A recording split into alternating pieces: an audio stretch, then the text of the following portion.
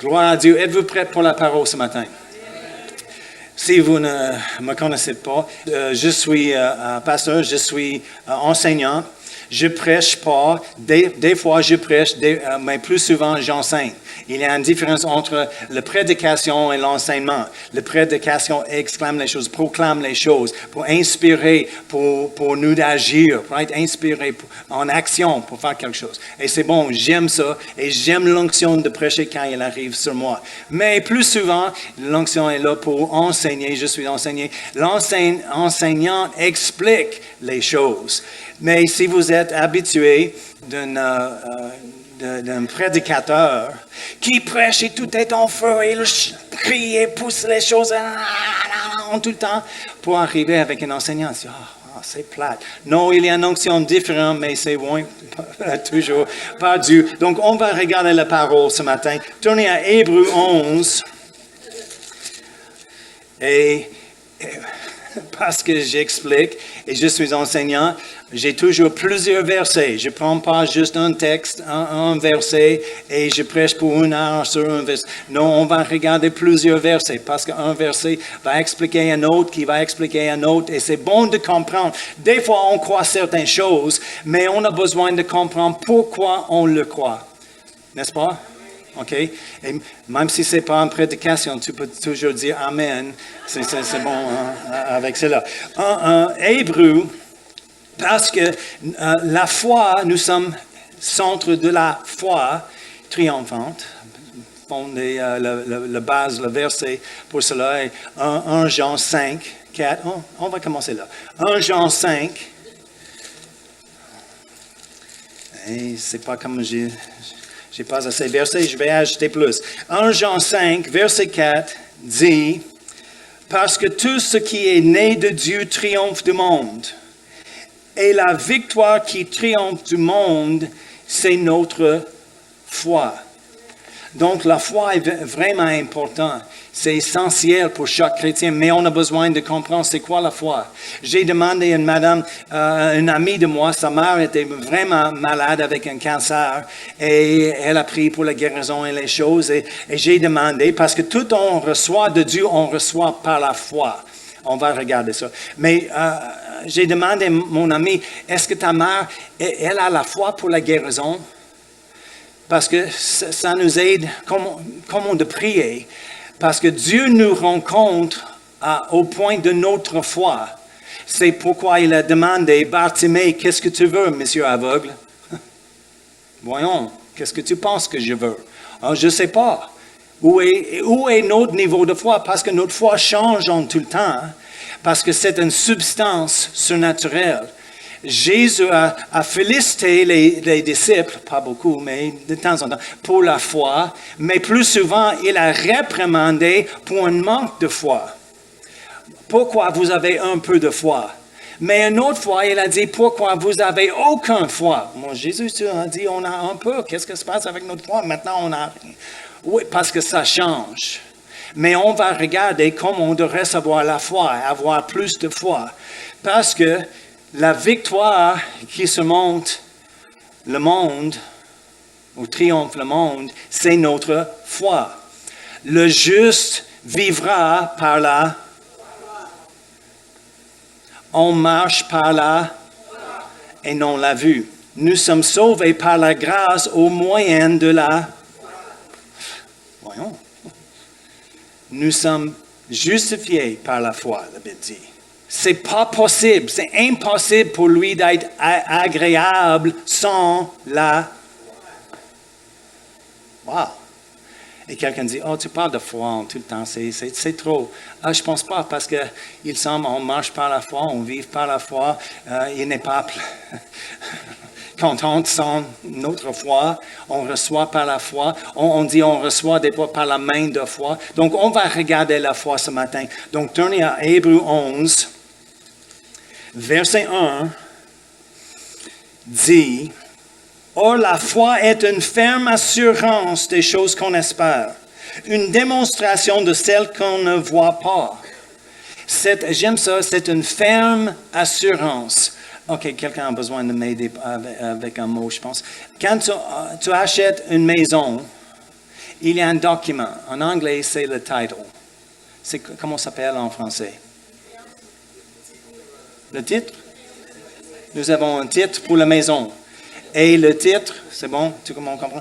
Dit que c'est la mienne, c'est ma maison. C'est la preuve.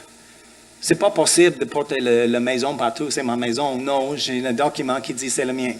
Même si je suis dans un autre pays ou quelque chose, je passe la frontière, tu es un propriétaire de maison. Oh oui, j'ai le titre ici, titre propriétaire. Certaines versions disent la foi est le titre de possession. C'est notre preuve.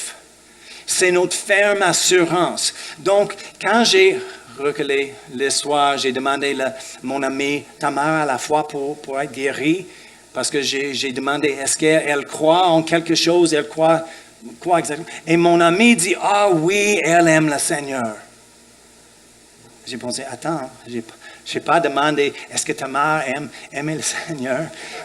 Ta mère a la foi. La foi n'est pas l'amour. Tu comprends? Ce n'est pas l'espoir. Et des fois, on a les terminologies religieuses, on tosse et on dit, et on n'a aucune idée ça veut dire quoi. Mais on a besoin de comprendre la foi. C'est une ferme assurance, les choses qu'on espère. C'est l'évidence, les choses dont on ne voit pas.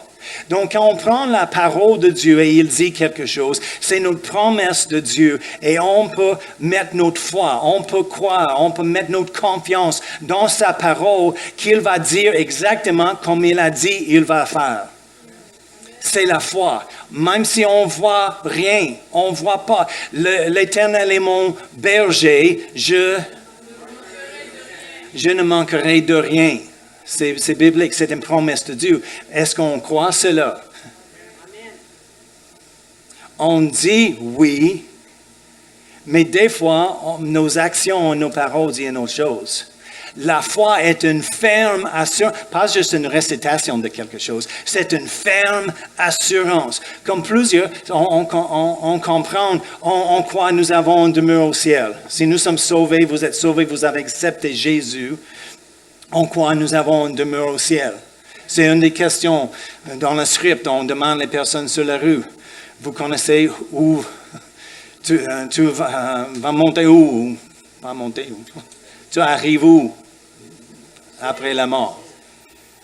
Aucune idée, je ne sais pas. Nous avons la bonne nouvelle. Mais on croit, et ce n'est pas possible de vous convaincre, vous n'avez pas une demeure au ciel. Pourquoi? As-tu jamais la vue? Jamais. Mais tu as la foi, il existe, et c'est le mien. Oh, je vais monter au ciel. C'est la foi, une ferme assurance. Pourquoi? Parce que la parole t'a dit. OK? Continue. Verset 6, on va regarder. Or, sans la foi, il est impossible de lui être agréable, car il faut que celui qui s'approche de Dieu croit que Dieu existe et qu'il est le rémunérateur de ceux qui le cherchent. Il y a une vingtaine de prédications juste dans ce verset-là. Mais c'est bon, la foi encore. Donc, c'est pourquoi on va regarder la foi ce matin. Ce n'est pas biblique de prier pour plus de foi. La foi vient comment? Vous connaissez, mais on va regarder Romains 10. On va regarder cela. Parce que selon la Bible, c'est comment la foi arrive. Et ça fait sens vraiment. Romains 10, verset 17. Ainsi la foi vient. Okay? La foi vient. Tout le monde dit la foi vient.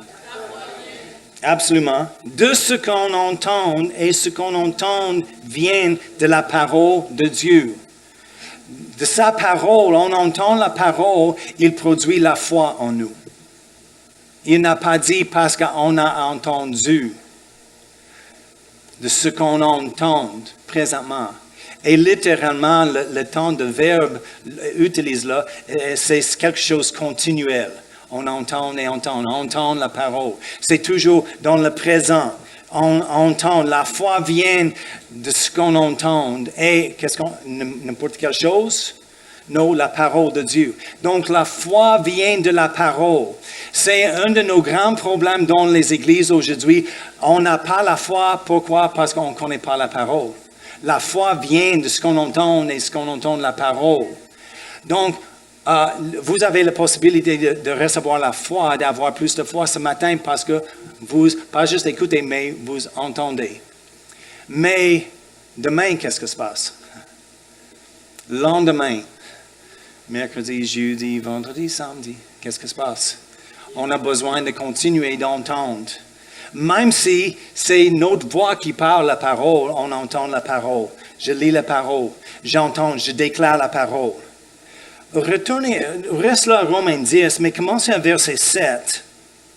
Parce qu'on va trouver une connexion, une bonne connexion dans nos paroles et la foi. Okay? La foi, plusieurs personnes dans les églises pensent la foi, juste, on aime Dieu, on croit en Dieu, on juste croire quelque chose. Non, la foi est une ferme assurance de quelque chose, de sa parole, de sa promesse. Qu'est-ce qu'il dit? Qu'est-ce qu'il t'a dit? Parce que pour chaque situation dans la vie, vous êtes dedans, il y a une parole de Dieu pour toi. Combien de personnes dans le monde manquent la paix? On regarde partout, il y a un manque de paix dans le monde. Il y a le chaos, la violence, la confusion. Mais la Bible nous donne la promesse d'avoir la paix en Jésus-Christ. La faveur. J'ai parlé récemment, j'ai témoigné de la faveur de Dieu. On peut avoir sa faveur. La Bible dit en psaume, sa faveur est autour de nous comme un bouclier.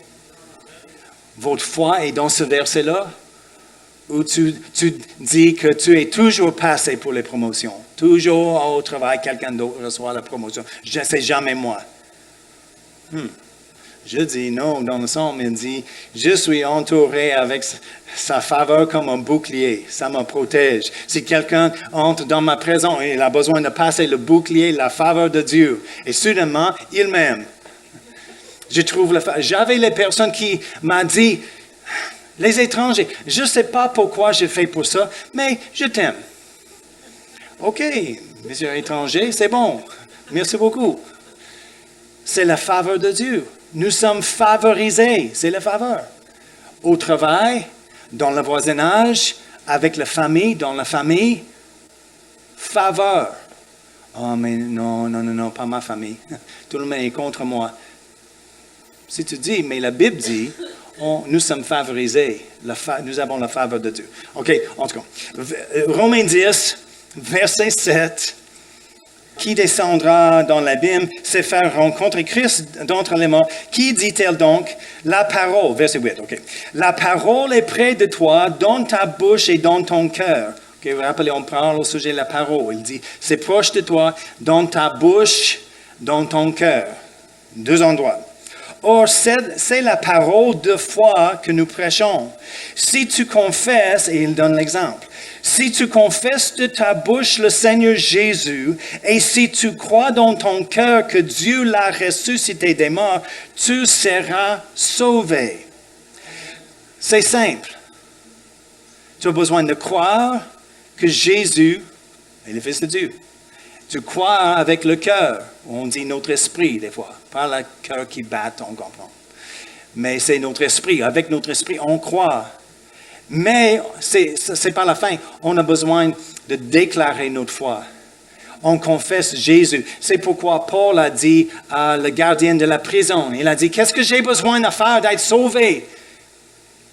Appelle sur le nom de Jésus et tu seras sauvé, toi et ta famille. Appelle sur le nom. Oui, avec foi, parce que tu crois en lui. Il va faire quelque chose pour moi. Même si on regarde les personnes, Jésus sur la croix et les deux voleurs, les deux personnes à côté de lui, et l'un était sauvé, il n'a pas prié, il n'a pas fait la repentance. Mais il a cru quelque chose dans son cœur, parce que son ami commençait à blasphémer Jésus. Pour dire, tu es quelque chose, sauve-nous. Et il dit, hey, le respect. Pourquoi il dit ça? Évidemment, il a cru quelque chose dans son cœur. Et il a déclaré, souviens de moi quand tu arrives dans ton royaume. Il y a quelqu'un avec un royaume, un roi. Peut-être il n'a pas compris tout, mais il a cru quelque chose. C'est quelqu'un de Dieu, quelqu'un de spécial. Hey, tais-toi là. Et Jésus a dit, oui, tu seras là avec moi. Il a déclaré sa foi. Appelle sur le nom de Jésus. Cindy a raconté son témoignage hier quand elle était jeune avec une maladie obsessive-compulsive, désordre, à 9 ans, comme un enfant, dérangé. Grand-papa était alcoolique, l'autre grand-père était alcoolique et il a fait un suicide. Les personnes nous regardent, oh les pasteurs, oh tout est beau. Quel est le problème dans la famille de pasteurs? Il a perdu une page de la Bible, oh. Non, nous avons les vraies familles, juste comme vous. Le même problème, ce n'est pas toutes les roses et le soleil. Mais nous avons une réponse. Nous avons trouvé un espoir en Jésus. Plusieurs années après tout cela, on s'est mariés, on avait les 2 enfants. Le frère de Cindy a fait un suicide. C'est 2 dans la famille immédiate. Mais Dieu est toujours bon. Des fois, on ne peut pas arrêter les personnes qui frappent à notre porte, mais on n'a pas besoin d'ouvrir la porte pour dire « Ah, entrez-vous ». Tu comprends? Il y a les événements, les choses qui se passent dans notre vie. Des fois, c'est juste un fait de la vie. Ce n'est pas à cause de nous, mais à cause de quelqu'un d'autre. Je ne suis pas lié par les actions de quelqu'un d'autre. Pour moi, ou contre moi, avec moi, n'importe quelle chose. Non, je suis moi. J'ai mon relation avec Dieu. Il a un plan pour moi. Et malgré les choses, je ne vis pas dans le passé. Rappelez, Paul a dit, j'oublie tout le passé. Et je presse, je cours vers le but en Jésus-Christ. Il y a un prix, il y a un but en Jésus-Christ. Il y a les choses, une provision, la gloire, la victoire, une guérison, plus en Dieu toujours. Mais on a besoin de courir. Pas juste là, on verra qu'est-ce qui se passe, qu'est-ce qui arrive. Non, on court vers le but. Par exprès, avec détermination, persévérance. Oui, des fois, il y a un blocage et on arrête pour pleurer quelques jours. Mais ce n'est pas la fin de l'histoire. Lève-toi et avance encore. Parce que ce n'est pas la fin de l'histoire. Ce n'est pas la fin. Il y a plus en Dieu. Mais j'ai perdu et j'étais blessé. Oui, je sais. C'est pourquoi on a le prince de paix dans notre vie. Et il peut arranger les choses pour nous afin qu'on n'ait aucune trace des choses qui se passaient. Et tu vas rencontrer ton histoire à quelqu'un pour témoigner la bonté de Dieu dans cela. Et ils vont dire, quoi? Qu'est-ce qui se passe? Non, je ne crois pas. Tu ne sens pas? Oui, parce que je suis changé, je suis transformé, je ne suis pas la même personne. Je ne suis pas victime, je suis vainqueur en Jésus-Christ. Il me fortifie. Je puis tout en Jésus-Christ qui me fortifie. Nous avons une meilleure amie, on n'a pas vu en Floride cette fois, elle n'était pas là, mais nos meilleures amies, elle était violée souvent comme un enfant. Par quelqu'un dans la famille. Et plusieurs sont marqués par cela, pour toujours. Toujours victime, toujours en peur. Mais elle a accepté Jésus et elle a reçu le baptême du Saint-Esprit, commencé à parler en langue. Elle a trouvé la parole et les promesses de Dieu.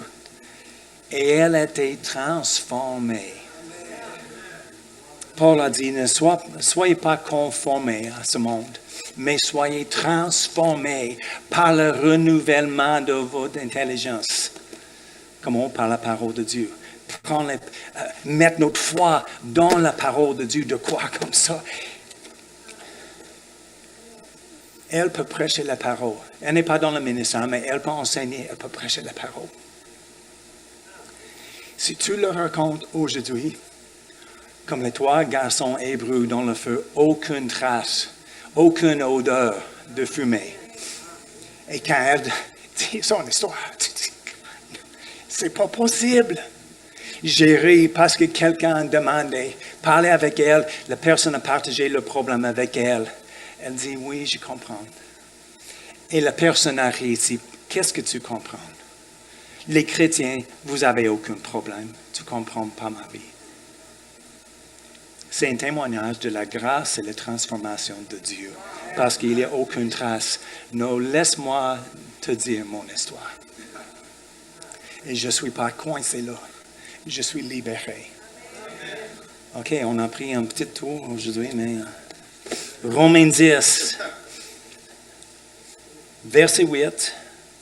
Qui dit-elle donc? La parole est près de toi, dans ta bouche et dans ton cœur. Or, c'est la parole de foi que nous prêchons. Si tu confesses de ta bouche le Seigneur Jésus et si tu crois dans ton cœur que Dieu l'a ressuscité des morts, tu seras sauvé.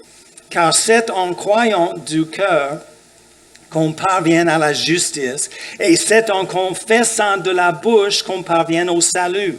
Selon ce que dit l'Écriture, quiconque croit en lui ne sera point confus. Regardez verset 13. Car quiconque invoquera le nom du Seigneur sera sauvé.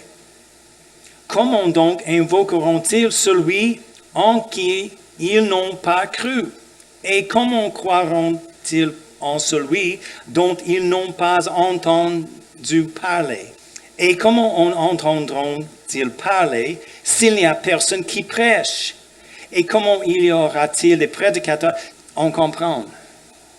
Quelqu'un a besoin de prêcher. Pourquoi? Parce que la foi vient par la parole, ce qu'on entend. C'est pourquoi quelqu'un a besoin de prêcher la parole. Les personnes ne sont pas juste sauvées. Oh, quelqu'un se lève. Hey, je suis sauvé. Non. Quelqu'un arrive, prêche la parole, et à cause de la parole, la foi est produite dans leur cœur. Dit, hey, je le crois. Et ils confessent avec leur bouche. La même chose, c'est comment on a été sauvés, mais c'est comment nous sommes entrés dans le royaume de Dieu comme ça. Pourquoi on pense qu'il arrête là? Il continue exactement comme ça en tout temps, notre vie chrétienne. Quand on marche par la foi, on vit par la foi, on croit dans notre cœur et on déclare avec notre bouche.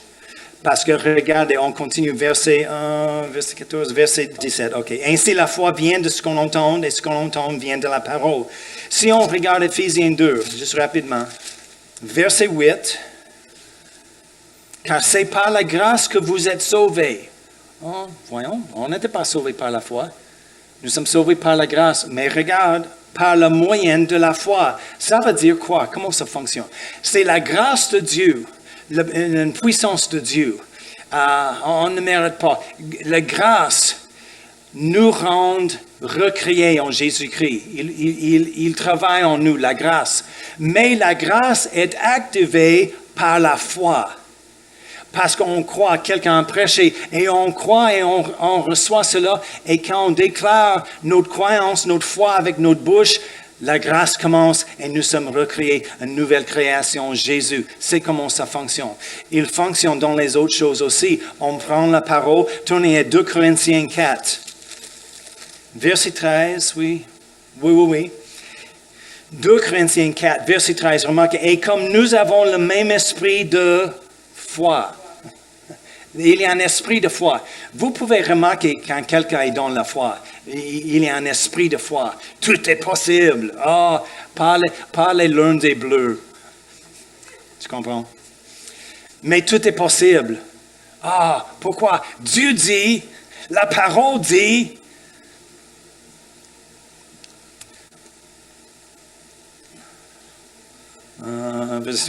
et comme nous avons le même esprit de foi qui est exprimé dans cette parole de l'Écriture, j'ai cru, c'est pourquoi j'ai parlé. Voyons. Il cite un psaume de David. David l'a dit. David a compris la foi. J'ai cru, c'est pourquoi j'ai parlé. Mon Dieu, je dis. de l'Éternel, mon refuge, mon abri, ma forteresse. Qu'est-ce qu'il a cru des choses dans son cœur? Il avait une ferme assurance. Il a déclaré avec sa bouche. Et Dieu dit, hey, wow. Dieu répond à la foi. Dieu ne répond pas aux besoins. OK?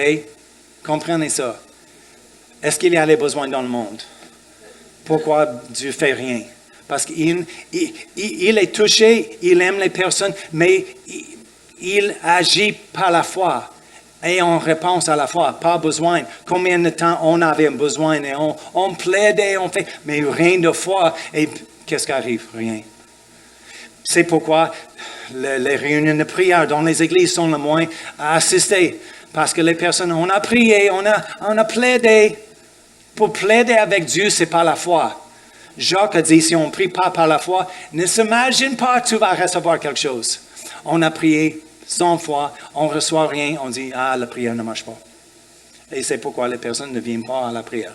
Parce que, j'ai essayé toutes choses, ok, je viens, on espère que quelque chose va arriver. Oublie ça, non, reste chez vous. Si tu viens comme ça, avec les doigts, rien arrive. Je peux dire, je peux te prophétiser, rien arrive. Parce que c'est biblique. Il exige la foi. Prie à ferme assurance. Une ferme assurance. Donc il a dit, j'ai cru, c'est pourquoi j'ai parlé. Paul a dit, nous aussi, on continue, nous aussi croyons. Et c'est pour cela que nous parlons. Sachant que celui qui a ressuscité le Seigneur Jésus nous ressuscitera aussi avec Jésus, etc. Mais c'est le même esprit de foi. C'est pourquoi quand quelqu'un prêche le salut, il y a la foi de recevoir Jésus.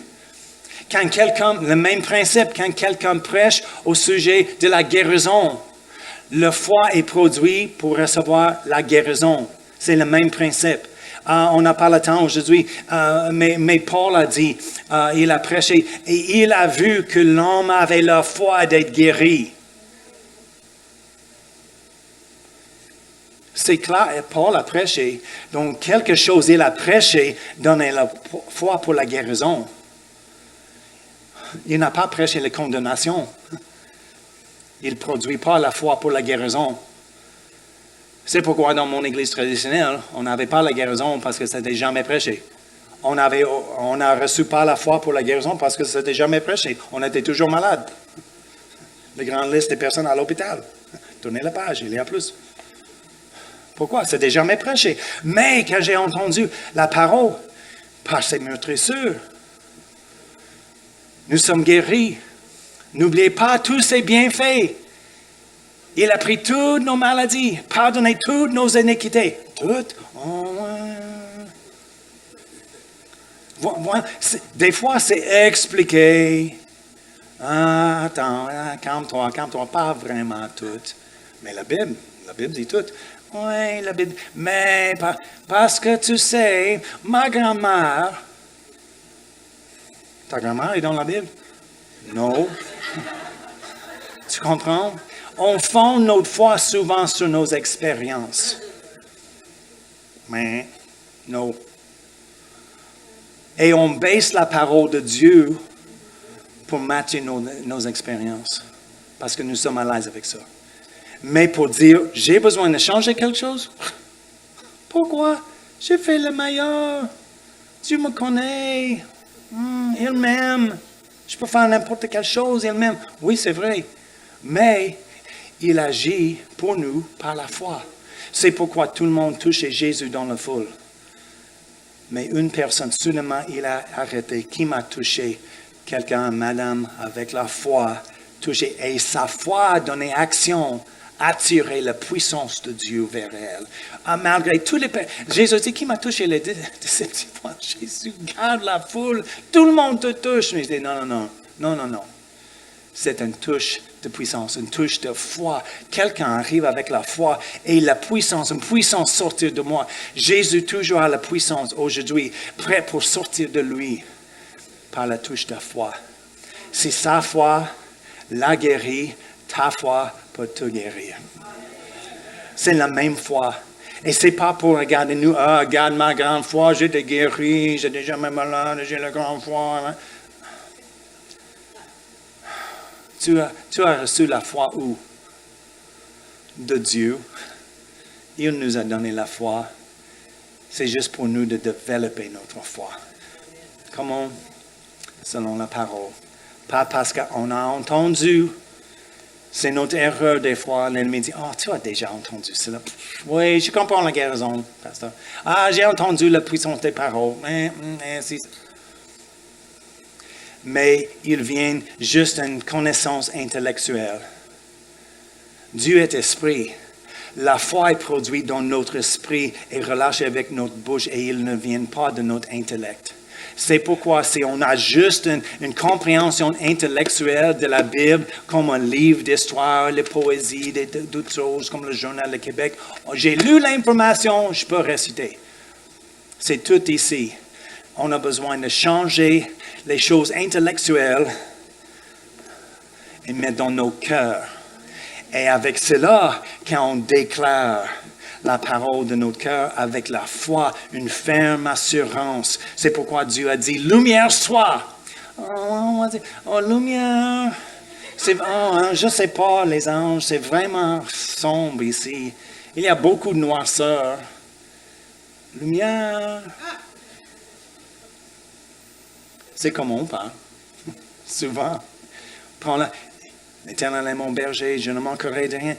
Oh, mais je vois beaucoup de manque. Check la banque, il y a beaucoup. C'est pas beaucoup dans le compte. Dieu, s'il te plaît, j'ai une facture la semaine prochaine et j'ai besoin de quelque chose. Lumière soit. Paul a dit on a besoin d'être les imitateurs de notre Père. Comme les petits enfants. Vous connaissez les enfants dans la maison, ils répètent tout, ils entendent, n'est-ce pas? Attention, parce que des fois, ils arrivent à l'église et répètent les choses. On dit, oh wow, vraiment. On a besoin de faire la même chose. Qu'est-ce que notre Père dit? L'Éternel est mon berger, je ne manquerai de rien. Je ne manquerai rien de bon. Juste...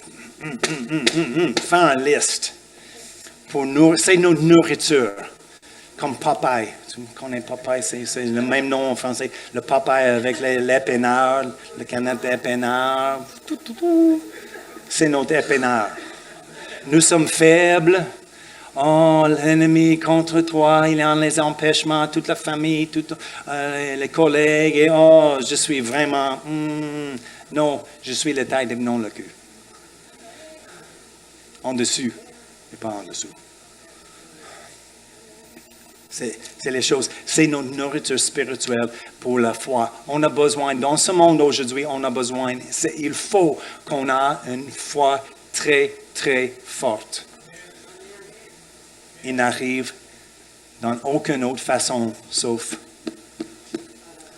d'entendre ce qu'on entend, et on entend la parole de Dieu.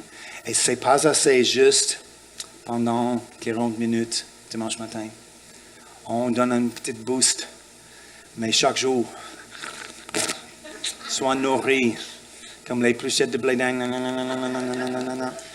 Chaque jour, nourri, papa arrive, l'ennemi arrive, et la foi répond à la porte. Qu'est-ce que tu veux?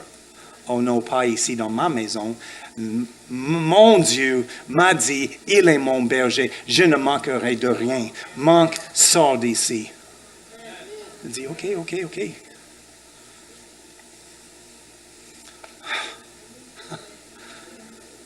On a besoin de comprendre pourquoi on croit les choses qu'on croit, comment ça fonctionne, comment trouver la foi, devenir fort en foi, c'est la façon. On va continuer. J'avais des autres choses pour la guérison, parce que on a fait un petit tour ce matin. Mais gloire à Dieu, c'est sa volonté que nous sommes forts dans la foi, qu'on reçoit tous ses bienfaits, toutes ses bénédictions. Si Jésus a donné sa vie pour fournir une table devant nous, on a besoin de recevoir tout il a préparé. Parce que sinon, c'est vraiment un manque de respect pour lui qui a donné tout donné sa vie pour nous de recevoir cela. Le moins on peut faire est de ramasser un peu minuscule de foi, c'est assez. C'est pourquoi la madame rappelait Jésus, la madame, hey, c'est pas bon pour donner les choses des enfants aux chiens. Elle n'était pas un enfant d'Israël et elle a demandé la guérison pour sa fille. Jésus dit, je suis appelé à Israël. Oui, mais Seigneur, c'est pas bon de donner la nourriture aux chiens. Les chiens. Hey, Jésus était rude. Pas dans la mauvaise humeur ce jour-là. Non. Il cherche la foi. Elle a dit quoi? Oui, c'est vrai, Seigneur, mais même les petits chiens mangent les miettes. Elle a dit, j'ai pas besoin du pain, juste une petite miette, c'est assez. Jésus a dit, si on a juste une graine de foi, et c'est notre erreur des fois, on pense qu'on a besoin de ramasser un grand. Il dit juste une petite ferme assurance. C'est assez pour parler à la montagne. Tasse-toi. J'arrive. Et tu es dans la voie. Oh, mais il ne bouge pas. Ah, non. Ferme assurance. Quelque chose va bouger et ce n'est pas moi aujourd'hui. Est-ce que c'est votre détermination? Des fois, assez est assez. Et on a besoin de dire, c'est assez. Ligne dans le sable. Ne touche pas, je reste ferme. Montagne, Jésus a dit ça. Il n'a pas dit prier, plaide avec Dieu, il est en montagne. Il dit, si quelqu'un parle à cette montagne, crois dans le cœur. Et les 2 points, il va voir les choses, il a dit de son cœur, il a cru. Pourquoi? Parce qu'il a dit. On croit, on parle encore et encore et encore. On va voir plus la prochaine fois. On va prier ce matin. Père éternel, oh, merci, nous sommes tellement contents.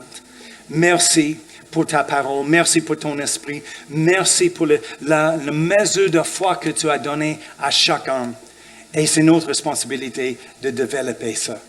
Merci pour la force, Seigneur. Merci pour ton esprit, ta parole qui explique les choses, qui nous enseigne, qui nous montre la voie, comment de monter dans la foi, comment d'arrêter l'ennemi, d'arrêter les mauvaises choses, de ne sois pas un victime, mais un vainqueur en Jésus-Christ. Chaque jour. Oh, merci, Seigneur. Et juste avec les yeux fermés, je vais donner juste une occasion pour vous, si vous ne connaissez pas Jésus, et peut-être vous ne connaissez pas même pourquoi vous êtes ici. Mais ce n'est pas un hasard, je crois, parce que Dieu a quelque chose pour vous. Et si vous n'avez jamais accepté Jésus, vous n'avez jamais appelé sur le nom comme on a parlé ce matin, juste lève la main. Je veux prier avec toi, juste pour donner une occasion d'être sauvé, d'appeler sur le nom. Et s'il y a quelqu'un ici qui dit, j'ai aucune idée si je vais mourir, ou je m'en vais où, je ne sais pas. Je ne sais pas Jésus, je ne connais pas Jésus vraiment, mais aujourd'hui, je veux changer ça. Juste lève la main. Dans le nom de Jésus, lève la main si le Saint-Esprit te touche et dis-le avec ton cœur parce que tu vas changer tout aujourd'hui. La vie est fatigante, tannant, je sais, mais en Jésus-Christ, il y a une promesse. Quelqu'un, pas du tout. Merci Seigneur. Merci Seigneur. S'il y a quelqu'un ici, je prie que tu vas aller avec eux et il ne dort pas, il n'a aucune paix dans leur vie, vraiment dérangé, sauf le moment où il te demande de venir dans ta vie, leur vie. Merci Seigneur. Ouvre le cœur, ouvre les yeux, parle par ton esprit qui est plus grand que chaque autre esprit, chaque mensonge. Toi et ton esprit, ta vérité est plus grande. Parle avec eux, Seigneur, dans le nom de Jésus. Alléluia. Amen et Amen.